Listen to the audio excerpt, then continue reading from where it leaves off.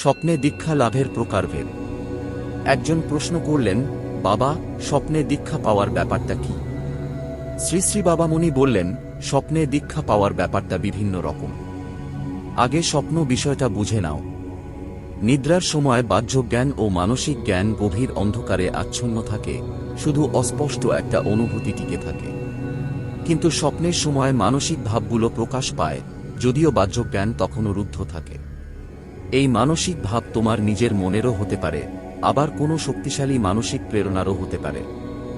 যদি তোমার মনে কোনো মহাত্মার কাছ থেকে দীক্ষা নেওয়ার ইচ্ছা থাকে, কিন্তু অন্যান্য কামনাবাসনার দৌরাত্ম্যে সেই ইচ্ছা দমে যায়, তাহলে সেই দীক্ষা আকাঙ্ক্ষা স্বপ্নে প্রকাশ পেতে পারে। এ ধরনের স্বপ্নে দীক্ষার কথা মনে থাকে, কিন্তু দীক্ষার আসল মন্ত্র বা পদ্ধতি স্পষ্ট থাকে না। আবার এমনও হতে পারে, কোনো বন্ধু তোমাকে কারো কাছ থেকে দীক্ষা নিতে বলেছিলেন, তার প্রভাব স্বপ্নে কাজ করেছে।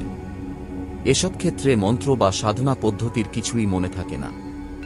এমনও হয় যে, তোমার বন্ধুরা মনে মনে চেয়েছেন তুমি তাদের গুরুদেবের শরণ নাও। তাদের এই মানসিক ভাব তোমার স্বপ্নে মানসিক রূপ নিয়ে দেখা দেয়, আর তুমি তা নিজের ভাবনা বলে মনে কর।